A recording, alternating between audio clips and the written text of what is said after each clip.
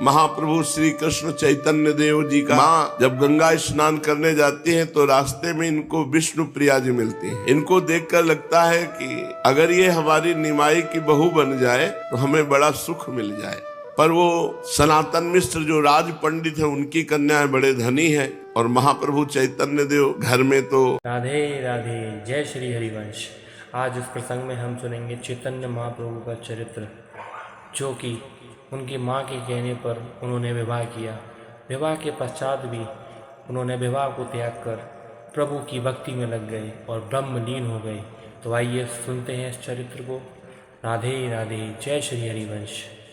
अर्थ का अभाव ही है, पिता भी पधार गए हैं, केवल माता और महाप्रभु हैं। एक दिन काशीनाथ नाम के घटक कहते हैं बिचौलिया को। बंगाल में जो लड़की लड़के का ब्याह कराता है उस बिचौलिया को घटक कहते हैं। वो घटक सची माता को मिले, महाप्रभु चैतन्य देव की मैया को, और उनसे कहा कि ठीक हाल चाल है। तो उनका ठीक है, पर हम चाहते हैं कि अब हमारे घर में अगर निमाई का ब्याह हो जाए, घर में बहू हो तो सब सुख हो जाए। तो उन्होंने कहा आपकी नजर में कोई? तो बोले नजर में तो देखा है राज पंडित सनातन मिश्र की जो बेटी है विष्णु प्रिया, पर हम कह नहीं सकते क्योंकि बहुत बड़े आदमी है, बहुत धनेश्वर है और हमारे इतना धनेश्वर है नहीं। तो घटक ने कहा हम जाकर बात करते हैं। तो सनातन मिश्र के घर गए। घटक महाशय का काशी नाम है इनका, काशीनाथ, इनका बड़ा सम्मान किया। तो इन्होंने कहा कि महाप्रभु चैतन्य देव से अगर तुम्हारी बेटी विष्णु प्रिया का ब्याह करा दें तो। अरे उन्होंने कहा ऐसा सौभाग्य कैसे? निमाई तो इस समय भारत के माने हुए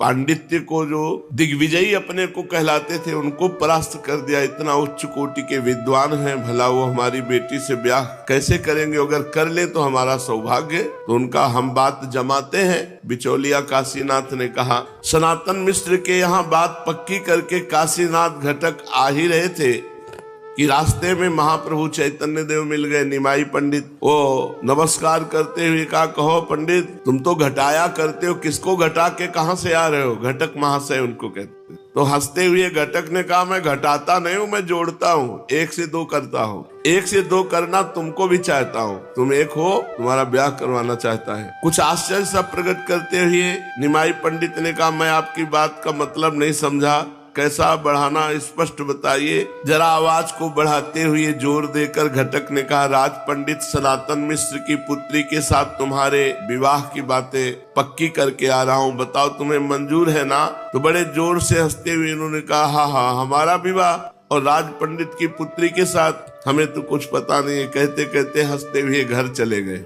घटक महाशय को इनकी हंसी से संदेह हो गया कि हमें लगता है कि चैतन्य महाप्रभु को ये विवाह रुचा नहीं। सनातन मिश्र के यहाँ भी खबर पहुंच गई।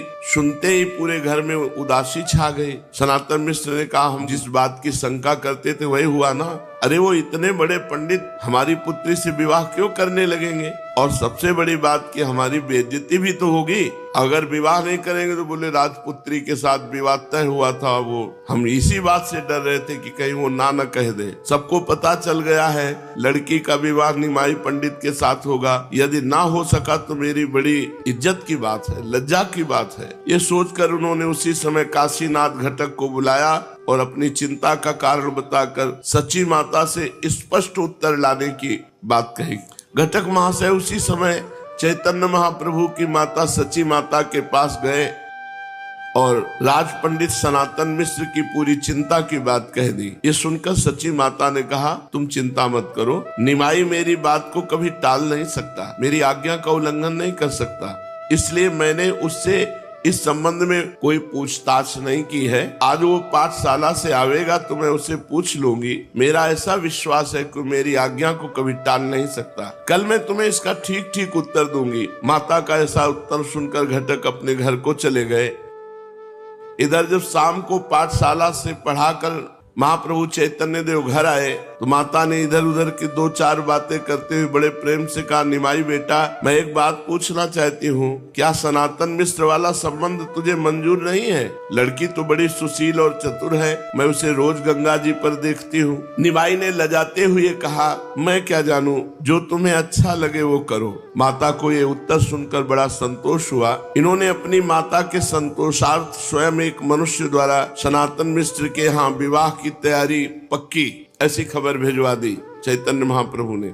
इस खबर के पाते सनातन मिश्र के घर में फिर दुगना आनंद छा गया और धूमधाम के साथ पुत्री के विवाह की तैयारियां करने लगे। इधर निमाई पंडित के पास इतना द्रव्य नहीं था कि वे राज पंडित की पुत्री के साथ खूब समारोह के साथ विवाह कर सके।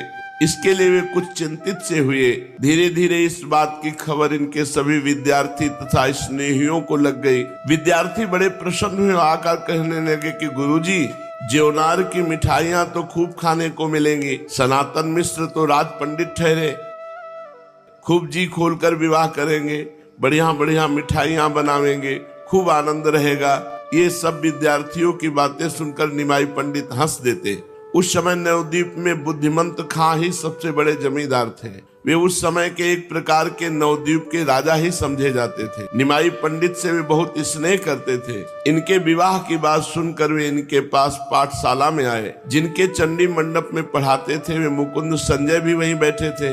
उन्होंने इनका आगत भाव किया, स्वागत किया। बुद्धिमंत खां ने कहा, निमाई पंडित, सुना है तुम्हारा विवाह हो रहा है, ये बात कहाँ तक सच है? और सुना है अब की राज पंडित की पुत्री आपने पसंद की है।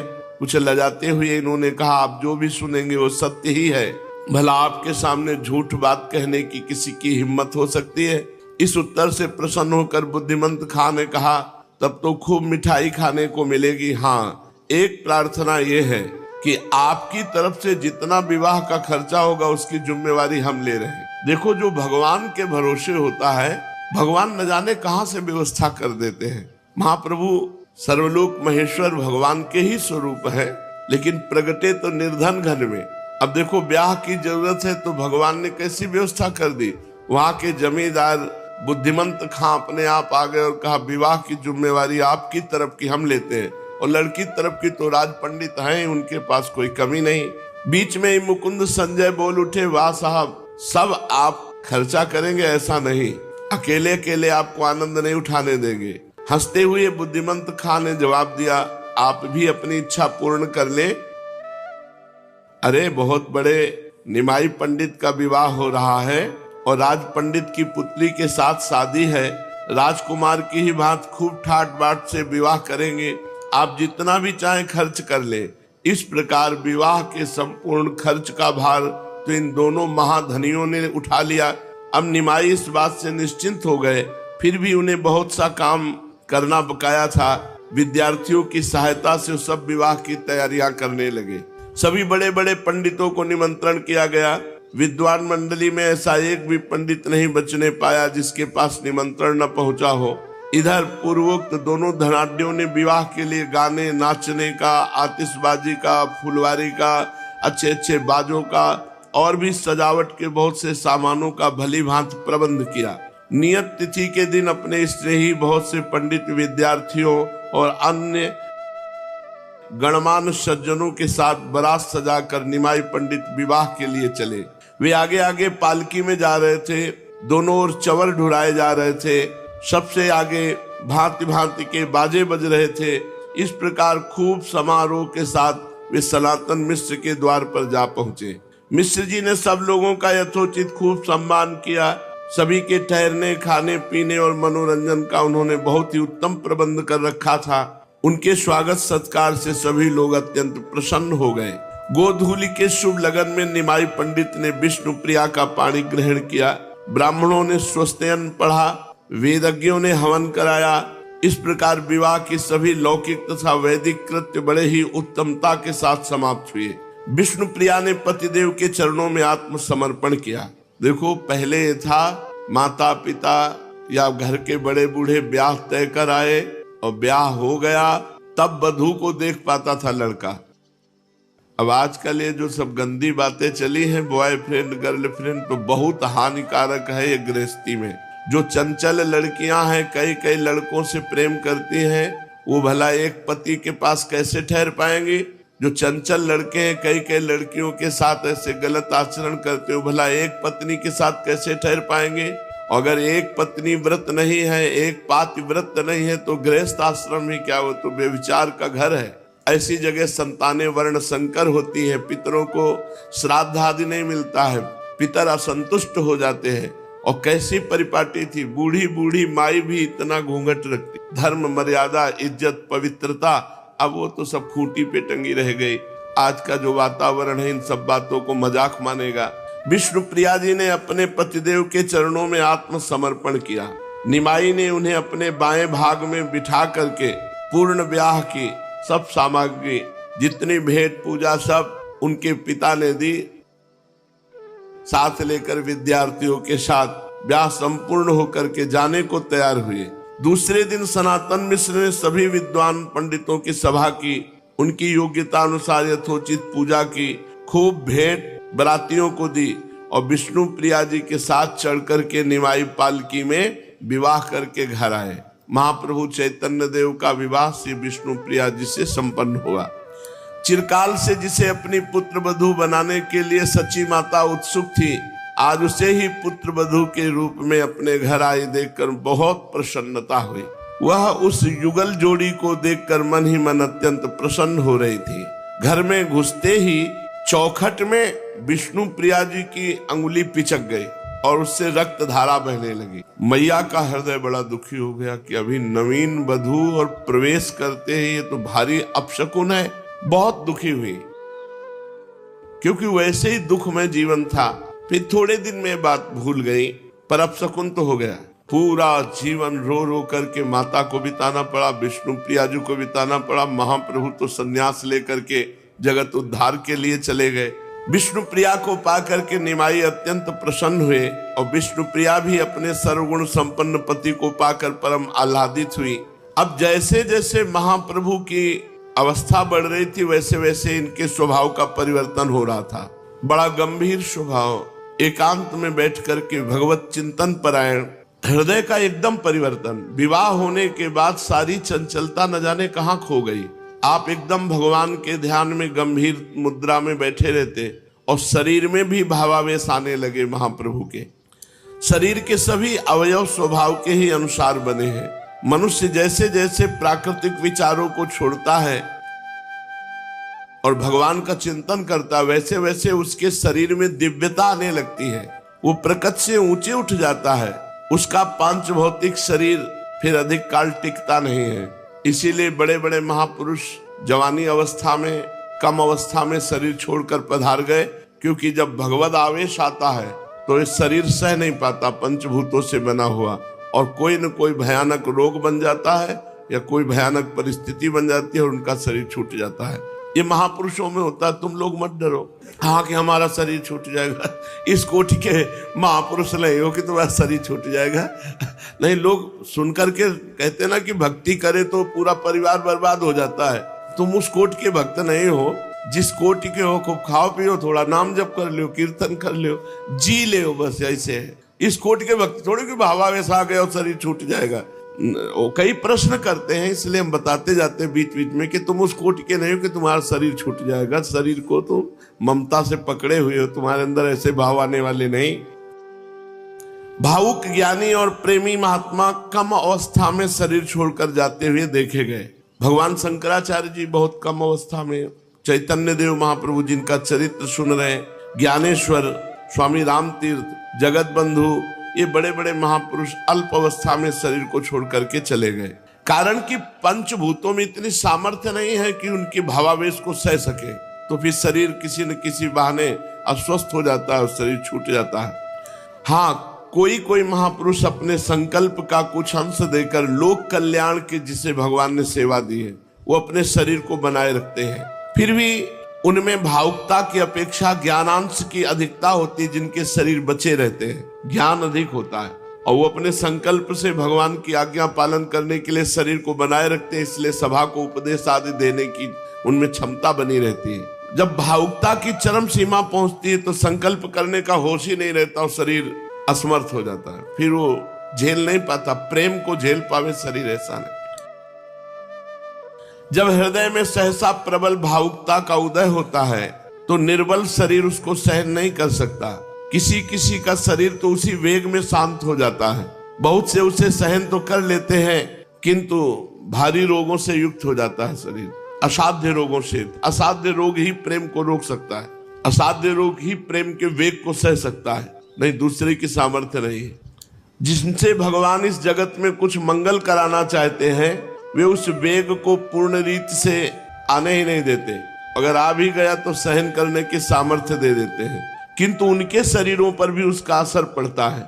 इसलिए प्रायः भावुक शरीरों में अतिसार, वायु रोग, ये बड़े भयंकर भयंकर रोग हो जाते हैं। तुम्हारे नहीं होंगे, हाँ कि अब हम भजन करेंगे तो भयंकर रोग हो जाएंगे तो भजने छोड़ दे, ये उनकी बात है जो भावावेश में रहते हैं। बड़े असाध्य रोगों का सामना उनके शरीरों को करना पड़ता है।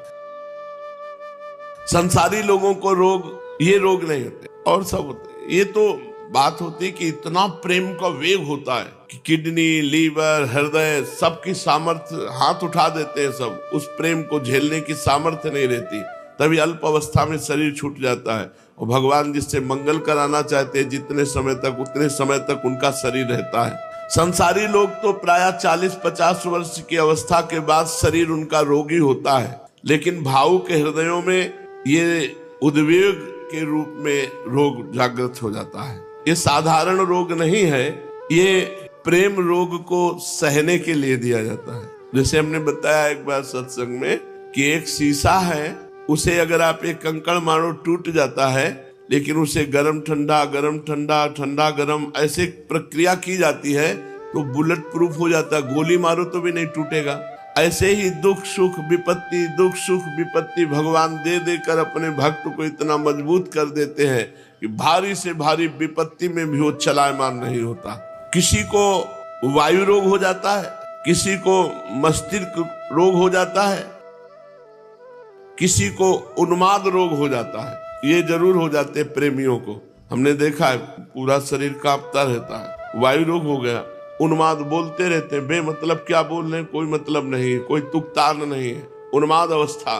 प्रेम रोग में ये वायु रोग, अतिसार, उन्माद, मस्तिष्क की शासन वृत्ति क्षीण हो जाना, क्या बोलना है क्या नहीं कहना है कुछ नहीं, जो चल रहा है वही चल रहा है। यहाँ तक कि लोग फिर जो नहीं जानते हैं उनके लिए उपचार करने लगते हैं। सालों अतिसार भयंकर रोग से पीड़ित बने रहे, फिर उन्होंने भावावेश में शरीर छोड़ा। तो ये जब प्रेम का उन्माद चढ़ता है तो एक अलग चीज होती है, ये बहुत बड़ी स्थिति होती है प्रेमोन्माद। प्रायः वायु रोग से तो ग्रसित हो ही जाते हैं, जो प्रेमी जन होते हैं उनके शरीर में वायु रोग तो हो ही जाता है। हमने देखा है, बहुत से ऐसे प्रेमी जनों को देखा है जिनका शरीर कांपता रहता है, कंपायमान होता रहता है वायु रोग के द्वारा। किंतु शरीर टिक उसी कर सकता है जिसे भगवान ने सेवा दी है संसार का कल्याण करने की, नहीं तो प्रेम के झटके में ये पांच भौतिक शरीर नष्ट हो जाता है। रामकृष्ण परमहंस जी के गले में कैंसर, बोलने के लिए मना किया, वो खूब सत्संग करते हैं। ये जब भावावेश आता है तो कोई न कोई असाध्य रोग उसको सपोर्ट करके रोकता है, तभी तो प्रेमियों की जय जयकार होती है। कोई साधारण जीव प्रेमी थोड़ी हो सकता है कि भोगी जीव कोई प्रेमी हो जाए। कोई योगी जो निरंतर भगवान के चिंतन में, वो इस भावावेश प्रेम को प्राप्त होता है। अब निमाई पंडित का भी गाढ़ चिंतन भगवान का, जहां बैठे तो डूब गए, और बड़ा परम भावुक स्वभाव के थे। इनका शरीर तो बलवान था, तो चाहे जितना बलवान शरीर हो, प्रेम सहन करने की सामर्थ्य नहीं है। इसलिए इनका भावुकता का उत्तरोत्तर विकास हुआ और अंत में एकदम शरीर की स्थिति को ही भूल गए, देश सुधी भूल करके महाभाव में स्थित। इनके जीवन में एक से एक दिव्य भाव प्रकट हुए, इनकी सूरत बदल जाती, इनके शरीर की चेष्टाएं बदल जाती। ऐसी अलौकिक स्थिति प्रायः बड़े महापुरुषों में देखी गई, जैसी चैतन्य महाप्रभु के जीवन में देखी गई। अब वो निरंतर भावावेश में आकर के हरि बोल हरि बोल हरि बोल ऐसी अपनी धुन में मस्त हो जाते कि किसी के रोकने की, बात करने की कोई इनको स्मृति न रहती। और ये बावरापन चढ़ा कि जो वस्तु हाथ में मिल जाए उसी को नष्ट कर दे, एक उन्माद अवस्था। विष्णु प्रिया जी से ब्याह होते ही कहीं पानी को देखा तो पानी उलीच रहे, अन्न देखा तो सब अन्न फैला दिया, वस्त्र देखा तो वस्त्र चीर फाड़ के फेंक दिया। माता आसपास के लोगों को बुलाकर पकड़ाती कि क्या हो गया निमाई को, अभी विवाह हुआ है तो 4 दिन सुख के व्यतीत होते, पर वहां परम सुख की वर्षा करने वाले हैं तो सांसारिक सुखों का क्या। महाप्रभु को उन्माद चढ़ गया, भावावेश। बाल्टी में पानी तो सब पानी उलीच उलीच करके, घर का अन्न सब फेंक देना, सब कपड़े फाड़ देना, और लोगों को बुलाती और कहती इनको पकड़ो, किंतु जो इनकी ओर जाता उसे मारते, मारने के लिए दौड़ते वो भागता, किसी की हिम्मत नहीं पड़ती। फिर कई लोगों ने जैसे तैसे पकड़ करके इनको सैया पे सुलाया। चारों ओर विद्यार्थी स्नेहीगण सैया को घेर कर बैठे, अब पता नहीं क्या बोल रहे हैं, किसी को पता नहीं, पागलों की भांति। फिर स्पष्ट बोलने लगे, देखो मैं साक्षात विष्णु हूँ, हमारी पूजा करो और तुम सब लोग आज से श्री कृष्ण कीर्तन करो, कृष्ण कृष्ण कृष्ण कृष्ण कृष्ण। संसार में श्री कृष्ण का ही नाम सार है और सभी वस्तुएं नश्वर है, नाशवान है। इस प्रकार महाप्रभु उन्माद में बोलने लगे। लोग अपनी अपनी बुद्धि के अनुसार भांति भांति के अनुमान लगाते। कोई कहता भैया ये तो बहुत बड़ा भूत चढ़ गया है इनके ऊपर, गांव के लोग हैं, भूत चढ़ गया है तो भूत व्याधि है। कोई कहता नहीं नहीं मुझे पहचान। राधे राधे, जय श्री हरिवंश, राधे राधे। ये डाकनी का प्रकोप है, डाकनी शाकनी इनका प्रकोप है। कोई कहता नहीं नहीं भाई बकवास बंद करो, हम तो कहते हैं ये बहुत शास्त्रार्थ करते थे, बहुत पढ़ाई करते थे, इसलिए इनका दिमाग खराब हो गया है। जिसके मन में जो आया सब सची माता सबके बातें सुनती चुपचाप। और विष्णु प्रिया जी तो दूर खड़ी हुई महाप्रभु की भाव दशा को देख रही है। अभी अभी ब्याह हुआ है और महाप्रभु का उन्माद अवस्था।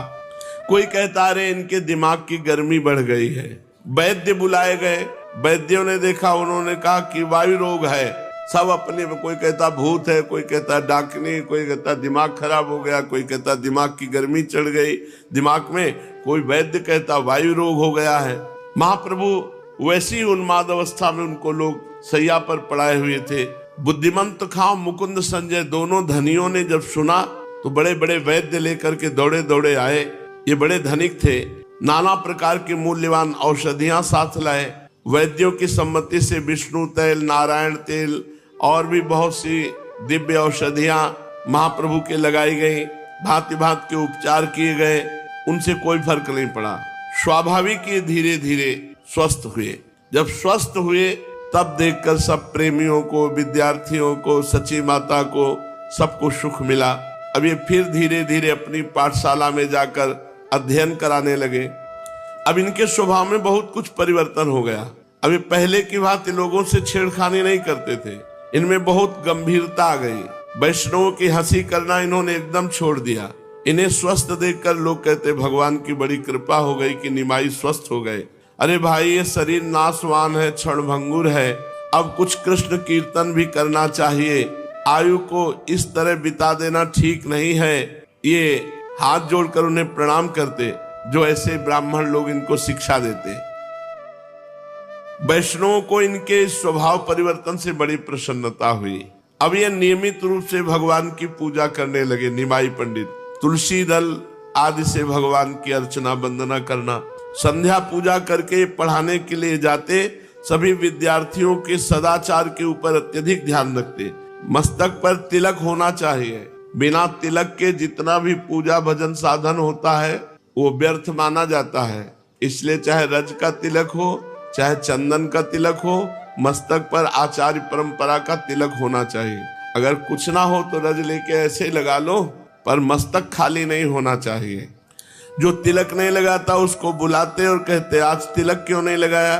फिर सबको सुना के कहते जिसके मस्तक पर तिलक नहीं होता उसका संध्या वंदन भजन साधन सब व्यर्थ हो जाता है। इसलिए आज के बाद कोई तिलकहीन ना रहे, ऐसा महाप्रभु चैतन्य देव कहते। और पहले जाकर संध्या वंदन करके तिलक धारण करके तब हमारी पाठशाला में आओ। फिर समझाने लगते देखो भाई भगवान का भजन ही सब कुछ श्रेष्ठ है। जितना भी संसार में तुम श्रेष्ठ देख रहे हो ये सब नाशवान है। सत्य है भगवान का भजन। इसलिए कम से कम प्रातः काल संध्या के समय और सायंकाल संध्या के समय बैठ करके संध्या तर्पण आदि करे, भगवान का भजन करे, मस्तक पर तिलक धारण करे। महाप्रभु का उपदेश विद्यार्थियों पर बहुत पड़ा। ये भाव में भर करके भक्ति भागीरथी गंगा जी के समीप जाते और सब विद्यार्थियों के साथ स्नान करते हुए अब कृष्ण कीर्तन करते। निमाई के हृदय में भक्ति के स्रोत का उदय हो गया। भक्ति भागीरथी अब नवद्वीप में बढ़ने वाले हैं, क्योंकि महाप्रभु का स्वभाव परिवर्तन हो गया। जहाँ चंचल स्वभाव था वहाँ गंभीर स्वभाव, जहाँ विद्वता थी वहाँ कृष्ण नाम कीर्तन, कृष्ण प्रीति। भक्ति तथा मुक्ति का प्रधान और मुख्य कारण है कर्म। निष्काम और सकाम भेद से कर्म दो प्रकार का है। सकाम कर्म से भोग प्राप्त होते हैं, जो बहुत अच्छे कर्म करने वाले सकाम है, वो भूलोक, भूअरलोक, स्वर्गलोक, बस यहीं तक जाते हैं। और जो निष्काम कर्म करने वाले हैं वो मोक्ष को प्राप्त होते हैं। जो हृदय प्रधान साधक है उन्हें निष्काम कर्मों के करते रहने से साधु महात्माओं में प्रीति उत्पन्न होती है। फिर महात्माओं के अधिक संसर्ग में रहने से उन्हें भगवत कथा में श्रद्धा उत्पन्न हो जाती है। भगवत कथाओं में श्रद्धा उत्पन्न होने से भगवान के गुणों में प्रीति होती है। भगवान के गुणों में प्रीति होने के बाद भक्ति उत्पन्न होती है, और भक्ति ही अंतिम साध्य वस्तु है। भक्ति ही पराकाष्ठा है, जीवन की परम गति है। जिसके जीवन में भगवान की भक्ति आ गई उसका जीवन धन्य हो गया। जो मस्तिष्क प्रधान लोग होते हैं वो ज्ञान मार्ग के पथिक होते हैं, और जो कर्मठ प्रधान होते हैं वो कर्म योग मार्ग के। ये तीन योग हैं, ज्ञान योग, भक्ति योग और कर्म योग। जो हृदय प्रधान वो भक्ति योग, जो मस्तिष्क प्रधान, बुद्धि प्रधान वो ज्ञान योग, और जो कर्म प्रधान वो कर्म योग। कुछ ऐसे भी नित्य भक्त या जीवन मुक्त महापुरुष होते हैं जिन्हें फिर से कर्म करने की आवश्यकता नहीं होती। वे पहले से ही मुक्त होते हैं, क्योंकि वो आते ही है केवल संसार का कल्याण करने के लिए। जैसे श्री सुखदेव जी, जैसे सनक सनंदन सनातन सनत कुमार, ये कोई साधक थोड़ी, ये तो सिद्ध महापुरुष हैं। नारद आदि पहले से ही भक्त होकर उत्पन्न हुए, इनके लिए किसी प्रकार के विशेष कर्मों के अनुष्ठान की आवश्यकता नहीं हुई। आरंभ से ही वैराग्य तथा इनमें भक्ति विद्यमान थी। ये सिद्ध महापुरुष हैं। इसलिए श्री सुखदेव जी, सनक सनंदन सनातन सनत कुमार, ये आरंभ से ही परम ज्ञानी, ब्रह्मबोध संपन्न, स्वेच्छा पूर्वक विचरण करना, जैसे नारद आदि सदा हरि गुणगान करना, लोगों को पावन बनाते फिरना, अतएव इनके लिए आरंभ से ही कोई कर्तव्य कर्म नहीं है। प्रश्न उठता है कि भक्ति और मुक्ति में कौन श्रेष्ठ है? भगवान की भक्ति श्रेष्ठ है या मोक्ष श्रेष्ठ है? इसका उत्तर यही दिया जा सकता है कि दोनों श्रेष्ठ है। भक्त के लिए भक्ति श्रेष्ठ और ज्ञानी के लिए ज्ञान श्रेष्ठ है। ज्ञान से भी मोक्ष मिलता है, भक्ति से भी मोक्ष मिलता है। ज्ञानी जो है वो आत्म प्रेमी होता है, भक्त जो है वो कृष्ण प्रेमी होता है, राम प्रेमी होता है। दोनों में स्थिति सनातन है। सदा से प्राणियों की ये दो परम स्थिति सुनी गई है। वेद शास्त्रों से ज्ञानी महर्षियों ने इन्हीं दो स्थितियों का वर्णन किया है। तस्य तदेव मधुरम यस्य मनो यत्र संलग्नः। जिसका मन जहाँ लग गया उसके लिए वही मधुर है। अगर वो मस्तिष्क प्रधान है तो ज्ञान मार्ग में जाएगा, हृदय प्रधान है तो भक्ति मार्ग में जाएगा, कर्मठी स्वभाव, कर्म करने का स्वभाव है तो कर्म मार्ग में जाएगा। बहुधा भक्तों को कहते सुना गया कि हम तो मुक्ति को अत्यंत तुच्छ समझते हैं, भक्ति के बिना मुक्ति को हम ठुकरा देते हैं। पर उनको ये समझना चाहिए कि ये बहुत ऊंची स्थिति है। मोक्ष जानते हो किसे कहते हो? तो ठुकरा किसे देते हो? 100 रुपया तो ठुकरा नहीं सकते, मोक्ष ठुकरा दे। मोक्ष बहुत बड़ी वस्तु है। जब मोक्ष प्राप्त, जैसे श्री प्रबोधानंद महाराज, जैसे मधुसूदन सरस्वती, जैसे श्री सुखदेव जी, ये मोक्ष प्राप्त महापुरुष है। ये ठुकरा दिए मोक्ष को और श्री कृष्ण प्रेम में। अपने लोग जैसे कहते हम तो मोक्ष ठुकराते, तो है कहा तुम्हारे मोक्ष? तुम मुक्ते कहाँ हो? अभी तो बंधे हुए विषयों में मिले नहीं तो मोक्ष ठुकरा क्या दे? तो ये वैसे ही बात हुई कि हम तो मोक्ष को ठुकरा देते हैं। वैसे ही जैसे जेब में 5 रुपया नहीं, वो कहते हम तो करोड़ों को लात मारते हैं, है ही नहीं तो मारोगे क्या? जब मोक्ष का अधिकार प्राप्त हो जाए फिर मोक्ष ना चाह कर भगवान का प्रेम प्राप्त करे, उसे भक्त कहते हैं। भगवान के मार्ग में ये दो ही प्रधान मार्ग माने गए हैं, एक मस्तिष्क प्रधान ज्ञान मार्ग और एक हृदय प्रधान भक्ति मार्ग। ज्ञानी भी भगवान की आत्मा है और भक्त भी भगवान की आत्मा है। दोनों संसार के त्यागी हैं, दोनों सत्य के अनुरागी हैं, इसलिए इनमें से कोई छोटा बड़ा नहीं कहा जा सकता। महाप्रभु चैतन्य देव का जीवन भक्ति मार्ग का एक प्रधान स्तंभ है। उनके जीवन में शुद्ध भक्ति का परम पवित्र स्वरूप उदय हुआ। उसमें पक्षपात का लेश नहीं और दूसरे मार्ग के प्रति विद्वेष नहीं, किसी भी कर्म की उपेक्षा नहीं, संकुचित भावों की गंध नहीं। वहां तो शुद्ध प्रेम है। ज्यों ज्यों आगे बढ़ना चाहो त्यों ही त्यों अधिकाधिक प्रेम करो, यही शिक्षा उसमें प्रोत रूप से भरी पड़ी है। उनका नाम लेकर आज जो बातें कही जाती हैं वे चैतन्य देव की कभी हो ही नहीं सकती, जिनमें किसी आचार्य की निंदा हो, किसी भक्त की निंदा हो, कभी नहीं हो सकती। इसका साक्षी महाप्रभु चैतन्य देव का प्रेम में जीवन है। सांप्रदायिक विचार तो पीछे के संकुचित बुद्धि वाले लोगों के मस्तिष्क से निकले हैं। अपनी चीज का नाम कोई चाहे जो रख ले, कोई रोकने वाला थोड़ी है। चैतन्य महाप्रभु का जीवन तो परम प्रेम में सभी को आश्रय देने वाला परम महान है। उसमें भला सांप्रदायिक संकुचित भावों का क्या काम। इनके हृदय में प्राणी मात्र के भावों का आदर था। अब निमाई पंडित का विवाह हो गया है। विष्णुप्रिया उनके सब प्रकार से अनुकूल आचरण करती है। विष्णुप्रिया जी का बड़ा स्वभाव हंसमुख है। वे सुशीला है, गृह कार्यों में चतुर है और अत्यंत ही पतिपरायणा है। वे अपने पति को ही सर्वस्व समझती है। ये सब होते हुए भी निमाई का चित्त उदास रहने लगा। न विष्णुप्रिया जी से बात, न माता जी से बात, न किसी से बात। यहाँ से प्रारंभ होती है विशेष जीवन की लीला। पता नहीं अब उनकी वो चपलता कहाँ चली गई, मुस्कुराहट कहाँ चली गई। हर समय उदास रहने, घंटों एकांत में बैठे आंसू बहा रहे हैं। पता नहीं क्या चिंतन करते हैं कि रो रहे हैं बैठे हुए।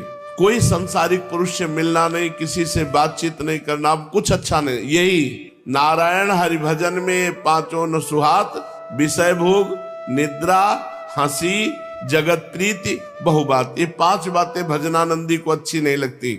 विषय भोग अच्छे नहीं लगते, बहुत प्रपंच की बातें अच्छी नहीं लगती, हंसी मजाक अच्छा नहीं लगता, नींद अच्छी नहीं लगती, लोगों से मिलना जुलना अच्छा नहीं लगता। महाप्रभु एकांत में घंटों बैठे रहते और भगवान का चिंतन करके रोते रहते। अब सभी को चिंता होने लगी, विष्णु प्रिया जी को भी, सची माता को भी, विद्यार्थियों को भी, क्योंकि किसी से बात न करना, उदास बैठे रहना। जब हृदय में किसी प्रबल भाव का आगमन होने को होता है तो उसके पूर्व हृदय एक प्रकार के अभाव का अनुभव करने लगता है। जी चाहता है कि चिल्ला चिल्ला कर रोऊं। ऐसी दशा में लोग समझ नहीं पाते, गलत समझने लगते कि इनको कोई रोग हो गया है, इनको कोई डिप्रेशन हो गया है या क्या है। वो एक हृदय में खालीपन, कब मिलेंगे भगवान, कैसे मिलेंगे भगवान, और वो रो रहा है तो बाहरी लोग कैसे जाने। बस यही लगता है कि तीर्थों में चला जाए, विरक्त महात्माओं का जो भगवान के प्रेमी संत जन है उनका संग किया जाए, उनका सत्संग सुने, उनके मुख से हरि चर्चा सुने। अब निमाई ने भी प्रकट किया कि मुझे तीर्थ यात्रा करनी है। बंगाल में सकाम कर्मों की प्रधानता है। वहाँ के बहुत ही कम मनुष्य निष्काम कर्म का महत्व जानते हैं। अधिकांश लोग किसी न किसी कामना से ही संपूर्ण धार्मिक कार्यों को करते हैं। सकाम कर्मों में पितृ श्राद्ध को बहुत बड़ा महत्व दिया गया है। स्मृतियों में पितृ कर्मों से भी देव कर्मों की अधिक महत्ता दी गई है। गृहस्थियों के लिए पितृ कर्म बड़ा मुख्य बताया गया है। पितृ कर्मों में गया धाम में जाकर पितरों के श्राद्ध करने का बहुत भारी महात्म वर्णन किया गया है। इसलिए प्रतिवर्ष बंगाल से लाखों मनुष्य गया जी पितृ श्राद्ध करने आते हैं। दूसरे प्रांतों से बहुत संख्या से यात्री आते हैं गया जी श्राद्ध करने के लिए। बंगाल में तो इसका बहुत प्रचार प्रसार है। अब निमाई पंडित ने भी अन्य पंडितों के साथ विचार किया कि चलो गया जी चला जाए। गया में जाकर अपने पिता का श्राद्ध करने का विचार आया, किंतु ये सकाम भावना से नहीं, अपनी एकांतिक वृत्ति को और बढ़ाने के लिए कि किसी से मिलना जुलना नहीं, परम धाम है, श्रद्धा पूर्वक जाकर के भगवान के चरणों का दर्शन गया धाम में और अपने पिता को श्राद्ध देना। ये केवल अपने भाव के लिए, कोई सकाम भाव से नहीं। महाप्रभु ने सब ब्राह्मणों के साथ, जो विद्यार्थी भी थे, कुछ अध्यापक भी थे, जो साथ में तैयार हुए, तो महाप्रभु गया धाम की यात्रा करते हैं। तो आगे का प्रसंग है तो वो आगे फिर वर्णन करेंगे, नहीं तो अगर चले थोड़ा तो बीच में रोकना पड़ेगा। इसलिए गया धाम की यात्रा की चर्चा आगे। राधा राधा राधा राधा।